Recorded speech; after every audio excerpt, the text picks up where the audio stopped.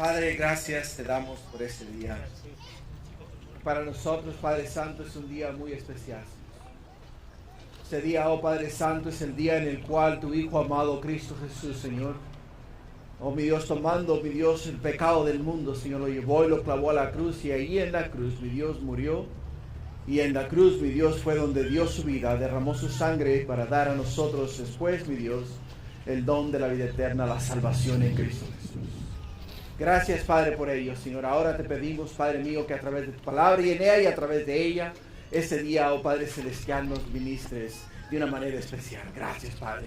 Te amamos y te bendecimos en el nombre de Jesús y todos decimos amén. Gloria a Dios. Pueden tomar asiento. El Señor me los bendiga. ¿Cómo estamos? Para aquellos que no hablan inglés, español, no se desesperen. Ahora en unos minutos viene Pastor Michael. Should I use this or this? Cut this off? Yeah, you're good.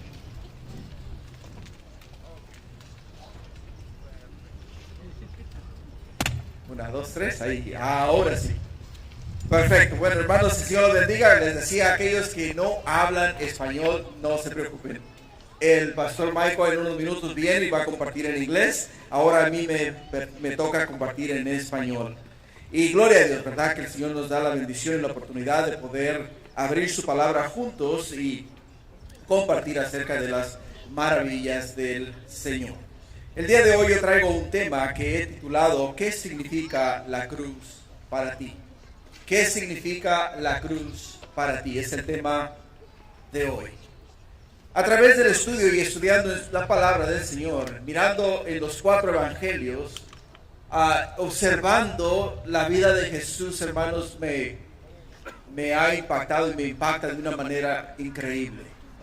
Porque desde el nacimiento de Jesús podemos mirar la mano de Dios, la obra gloriosa del Señor, de qué manera Él está obrando y ministrando a aquellos que tuvieron un encuentro personal con Él mientras Él caminó sobre esta tierra. Todo comenzó con el anuncio del ángel Gabriel a la Virgen María, ¿no? Y después del anuncio, entonces viene el nacimiento. Después del nacimiento encontramos a Jesús en el templo compartiendo con ¿quién? Compartiendo con los escribas y con los sacerdotes, hablando acerca de los negocios de mi Padre, dijo Jesús. Pero desde ahí miramos a Jesús a través de su trayectoria ir y predicar la palabra a las grandes masas. Personas que escuchaban a Jesús hablar decían, nunca hemos oído a nadie hablar como habla Jesús. Y se quedaban admirados, decían, wow, qué manera de expresar el evangelio, qué manera de expresar la palabra, de desglosar la palabra de Dios y hacérnosla entender y poder nosotros llevar a nuestros hogares un mensaje claro, divino, que ha sido inspirado por Dios y dado a través de Jesús. Y la gente se admiraba de su doctrina, se admiraban de Él porque sabían que Él no era una persona que fue a una universidad, no era una persona que pasó años, meses y días a los pies de los escribas, a los pies de los maestros, sino que era un simple carpintero que amaba la palabra de Dios y enseñaba la palabra de Dios. Y ellos lo que no entendían, que delante de Él tenían al mismito Dios, al Señor Jesús. Jesús, a través de toda su trayectoria, llegando Él a un momento de su vida y mirando las grandes masas que le seguían a Él, les dijo a Él estas palabras, les dice a la multitud de estas palabras, les dice Jesús, entonces Jesús dijo a sus discípulos, dice, si alguno quiere venir en pos de mí, niéguese a sí mismo, tome su cruz y sígame. Ahora acá Jesús está hablando acerca de su misión aquí en esta tierra. Les habla a ellos acerca del propósito de su venida. Les está hablando a ellos acerca de la cruz. Cuando los discípulos escucharon la palabra cruz, les impactó a ellos la palabra cruz. ¿Por qué? Porque tomar la cruz, hermanos, significaba muerte. La cruz era un símbolo de vergüenza, advertencia y terror. Eso era lo que era la cruz. Y cuando Jesús les dice a ellos, si alguno quiere venir en pos de mí, tome cada día su cruz y sígame, ellos no entendieron el mensaje que Jesús les estaba diciendo a ellos. La cruz, hermanos, en nuestros días se ha convertido en un símbolo religioso de gran popularidad. La ponemos en nuestros edificios, la ponemos en los púlpitos de nuestras iglesias, la ponemos sobre los ataúdes de las personas que damos sepultura, las personas las tatúan a sus cuerpos, las llevan colgando en su cuello. Pero, hermano, hermana, ¿sabes realmente el significado de la cruz? Los persas y los romanos la usaban como un instrumento de tortura, pero fueron los romanos los que la perfeccionaron para, número uno, infligir máxima vergüenza y tortura a sus víctimas. La crucifixión de los romanos se llevaba a cabo en los lugares públicos, donde las personas podían ver la agonía de aquellas personas que habían sido crucificadas. Les miraban el dolor, les miraban lo que estaban pasando, lo que estaban viviendo, y era una forma de aterrorizar a la comunidad y decirles a ellos: no traspasen las leyes del gobierno romano.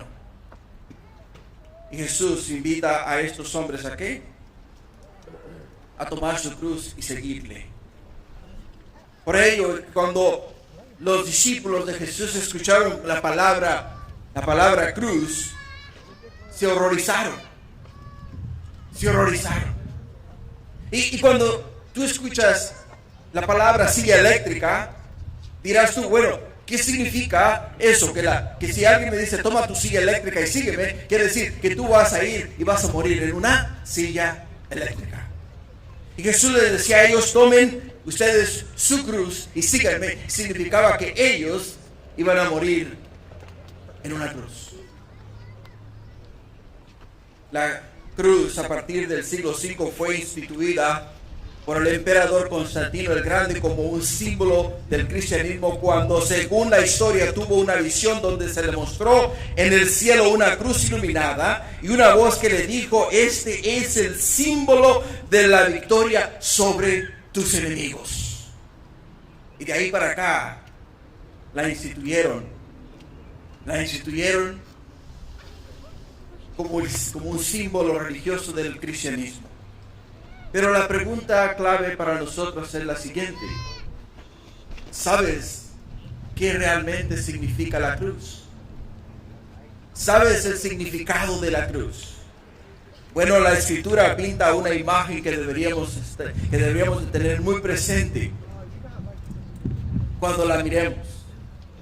Cuando miremos la cruz, hermano, lo primero que tenemos que pensar es que fue en una cruz que Cristo Jesús fue clavado para traernos la victoria sobre el pecado. Segundo, fue en la cruz donde Jesús llevó nuestros pecados. Tercero, fue en la cruz donde Jesús derramó su sangre, con la que nos redimió de nuestros pecados. Por ello es que cuando miramos en las Sagradas Escrituras, en los 4 evangelios, los últimos momentos de Jesús en la cruz, no miramos a Jesús encolerado, enojado, por el hecho de que le clavaron a una cruz siendo él inocente, de que no había hecho absolutamente nada. En su boca no se encontró palabra obscena, ni en su vida pecado. Siempre vivió una vida santa, una vida pura que agradó al Padre y modeló la gloria de un Dios vivo. Por ello es que en el libro de Juan, en el capítulo 19, después de mirar cómo le latigaron a Jesús en su espalda, le pusieron una corona de espina en su cabeza, se burlaron de él e incluso le escupieron en la cara, miramos a Jesús ahora llevar su cruz hacia el lugar donde él va a ser crucificado. En Juan 19, versículo 17 nos dice la escritura, y él, Jesús, cargando su cruz, salió al lugar llamado de la calavera, y en hebreo Gólgota. Y ahí le crucificaron, y con él a otros dos, uno a cada lado, y Jesús en el medio. Era la costumbre de los romanos. La costumbre de ellos era que aquella persona que iba a ser crucificada llevase su propia cruz. Que llevase su propia cruz, y en esa cruz que él iba cargando, finalmente sería visto crucificado como un ejemplo de aquello para aquellos que se quisiesen rebelar en contra del gobierno romano. Por ello entendemos que, hermanos, la cruz, cuando Jesús llevaba su cruz, y en el Evangelio de Lucas lo encontramos viendo que no podía cargar su cruz. En el Evangelio de Lucas le miramos a él, a Jesús. Le miramos a Jesús que no podía ni caminar por la golpiza que le habían dado. Y dirás tú, bueno, ¿por qué aguantó y soportó Jesús todo este dolor, toda esta angustia, todo este dolor tan grande el cual él estaba padeciendo? Lo hizo Jesús con el fin y el propósito de ser llevado a esa cruz, ser clavado en esa cruz, para luego de ahí en esa cruz traer a nosotros la victoria sobre el pecado. Poder nosotros entonces decir, hemos sido libres de la esclavitud del pecado, hemos sido libres de aquello que nos torturaba, nos hacía la vida difícil y no nos daba acceso a la gloria de Dios.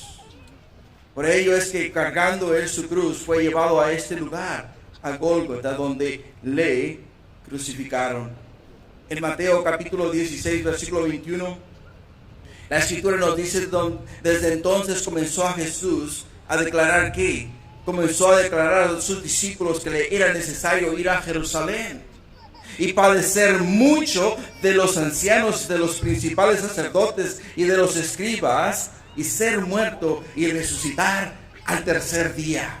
Jesús, mucho tiempo antes de llegar a la ciudad de Jerusalén, ya les había advertido a aquellos que con él caminaban: voy a ir a Jerusalén, voy a ser entregado en las manos de los sacerdotes, en las manos de los ancianos, en las manos de los escribas. Me van a torturar, me van a dar muerte en ese lugar, pero finalmente les dice a ellos: voy a resucitar.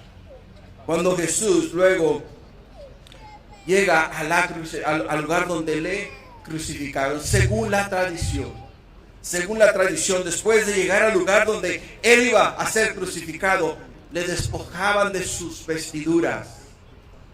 Una forma de vergüenza, de avergonzarlo ante el público.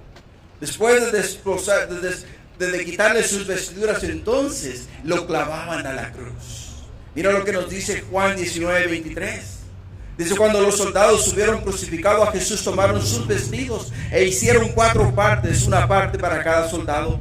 Tomaron también su túnica, la cual era sin costura, un solo tejido de arriba abajo. Entonces dijeron entre sí: no la partamos, sino echemos suerte sobre ella, a ver de quién será.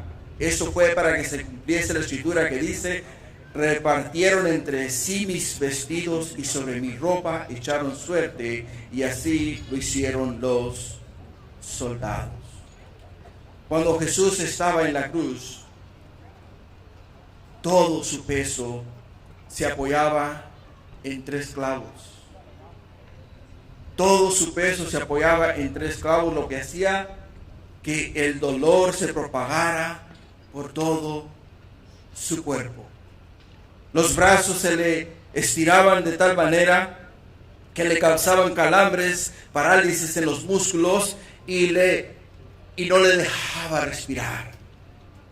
No le dejaba respirar. Jesús tenía que empujarse hacia arriba con sus pies para poder tomar un respiro y poder entonces mantenerse con vida. Por ello es que cuando Jesús nos habla a nosotros en el libro de Mateo, en el capítulo 16, en el versículo 21, que dice que tenía que padecer mucho, Él estaba describiendo el dolor, la angustia, la agonía, la cual iba a padecer. No solamente la estaba describiendo, sino que les estaba diciendo a ellos: me es necesario hacer esto por amor de ustedes y por amor a ustedes. Muchas veces cuando miramos nosotros la cruz decimos: ah, qué bonita cruz, ¿no? O decimos: oh, una cruz significa que ahí fue Jesús crucificado. Pero no nos detenemos a pensar en el dolor, la angustia, lo que el Señor padeció en esa cruz. Los calambres, la parálisis, el no poder respirar, la agonía de que se le iba la vida sin poder hacer nada al respecto, porque estaba clavado a aquella cruz. Estaba clavado a aquella cruz. Pero era necesario, porque ahí en esa cruz era donde Jesús nos daría a nosotros, los que estamos este día aquí en este lugar, la libertad. Nos daría a nosotros la victoria. Nos daría a nosotros el don de la vida eterna. Escribiría Él con su sacrificio nuestros nombres en el libro de la vida, el momento que nosotros dijésemos: Señor Jesús, yo sé que tú eres el Salvador del mundo, yo sé que tú eres el Redentor del universo, el cual diste tu vida para dar vida a mi vida. Por ello, en Mateo capítulo 27, versículo 45, fue en la cruz donde Jesús llevó nuestros pecados. En el versículo 45 de Mateo 27 dice: desde la hora sexta hubo tinieblas sobre toda la tierra hasta la hora novena. Cerca de la hora novena Jesús clamó a gran voz diciendo: Elí, Elí, lama sabactani. Esto es: Dios mío, ¿por qué me has desamparado? ¿Por qué me has desamparado? Si nos remontamos a las Escrituras y vamos al libro de Génesis, vemos que cuando Dios le dio al hombre vida, sopló aliento de vida en su nariz, le dijo: he construido un huerto y te he puesto aquí para que lo labres y cuides de él. He puesto en el centro del huerto dos árboles, el árbol de la vida y el árbol de la ciencia del bien y del mal. No extiendas tu mano ni comas del árbol de la ciencia del bien y del mal, porque el día que comas ciertamente morirás. Y el hombre desobedeció a Dios. Y el hombre desobedeció a Dios, extendió su mano y comió del árbol de la vida, del árbol de la ciencia del bien y del mal, y entró el pecado en el mundo, lo que significa entró la separación del hombre y Dios. Porque Dios es santo, Dios es justo, Dios no puede ver pecado. Por ello, cuando el Hijo de Dios, Jesús, llevó nuestros pecados en sus hombros, en su espalda, cuando los pecados de la humanidad fueron clavados a la cruz con Jesús, el Padre se tuvo que dar la vuelta y mirar hacia otro lado, porque no podía mirar a su Hijo, porque llevaba el pecado del mundo.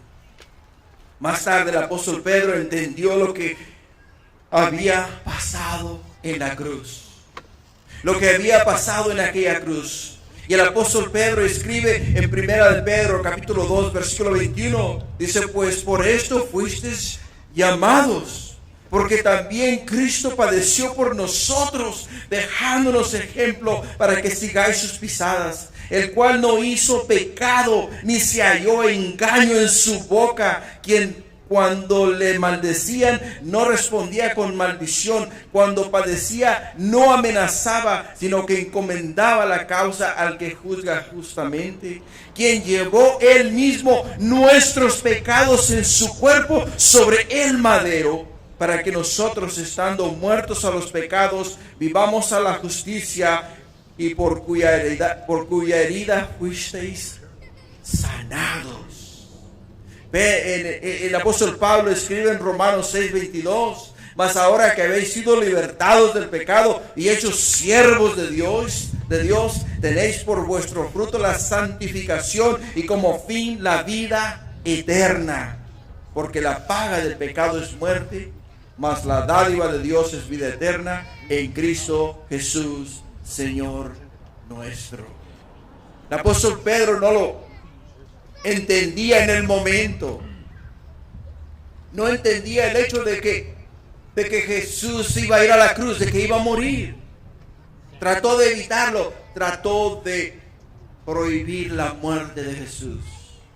Pero después, pasado el tiempo, entendió perfectamente el plan redentor de Jesús a través del Padre.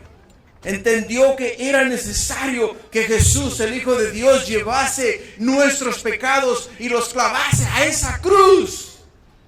Los clavase en esa cruz para que nosotros ahora pudiésemos tener acceso a la gloria del Padre, a la presencia de Dios. Pudiésemos entrar y poder decir: Padre, gracias por tu Hijo, que aún siendo Él sin pecado, no escatimó la vida, sino que la dio por nosotros, para que nosotros pudiésemos tener vida. También fue en la cruz donde Jesús derramó su sangre, con la que nos redimió del pecado. En Juan 19:31 dice: entonces los judíos, por cuanto era la preparación de la Pascua, a fin de que los cuerpos no quedasen en la cruz en el día de reposo, pues aquel día de reposo era de gran solemnidad, rogaron a Pilato que se les quebrasen las piernas y que fuese quitados de allí.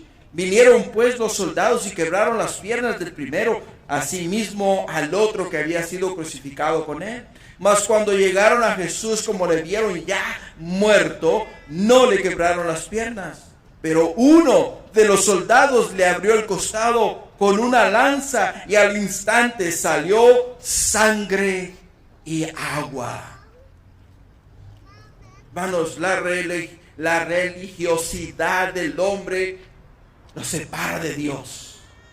La religiosidad del hombre el día de hoy nos separa de Dios. Ellos tenían delante al Creador del mundo, al Salvador, el cual les podía dar a ellos la vida, la victoria, les podía dar a ellos vida eterna.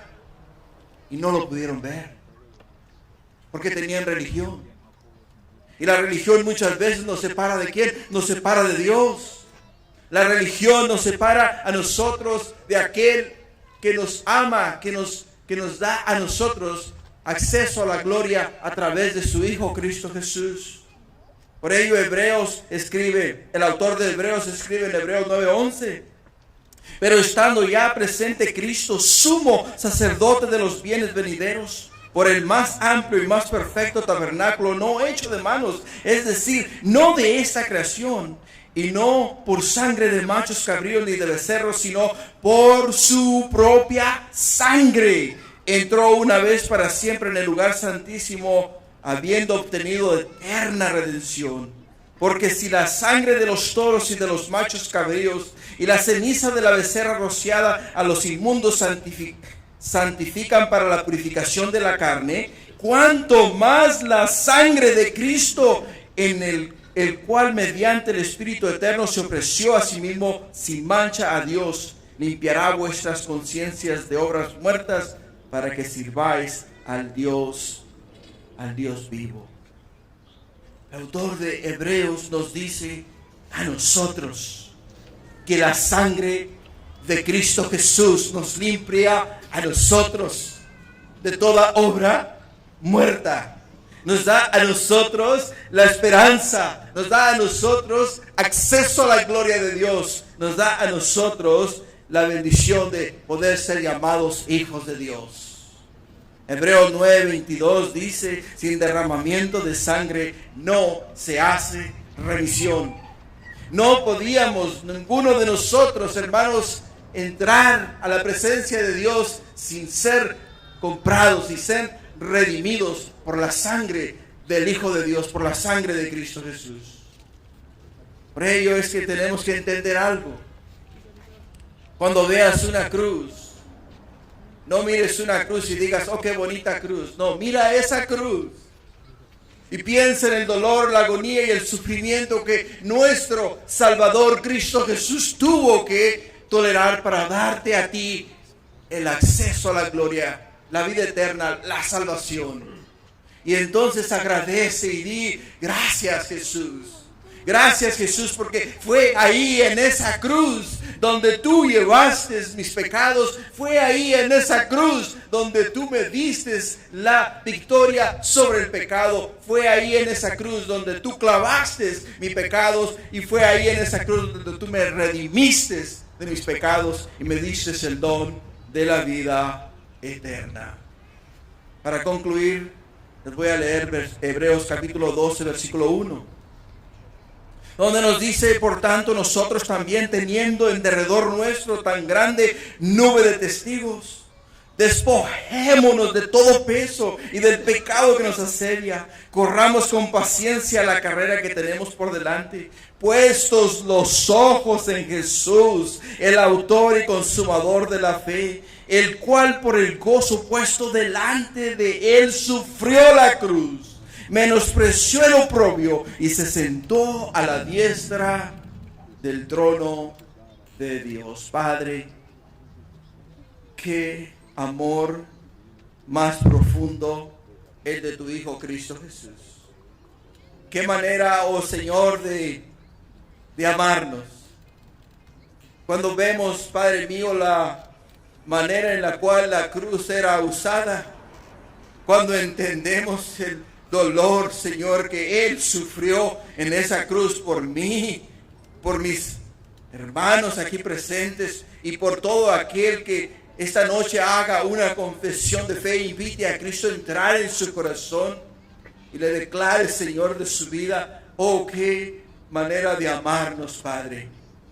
Sabiendo que estábamos muertos en delitos y pecados, tú no, oh mi Dios, te paraste ahí y dijiste, yo voy a dar una oportunidad a Tony, una oportunidad a cada uno de los que este día están acá, y una oportunidad al mundo entero de que inviten a Cristo a entrar en su corazón, le acepten como Señor de su vida y puedan entonces también tener el don de la vida eterna. Gracias, Padre, porque no lo merecíamos, pero tú, mi Dios, nos lo diste, porque nos amas. Y te amamos y te glorificamos y te exaltamos este día y siempre en el nombre de Cristo Jesús, y todos decimos amén. Gloria a Dios. Dios los bendiga, hermanos.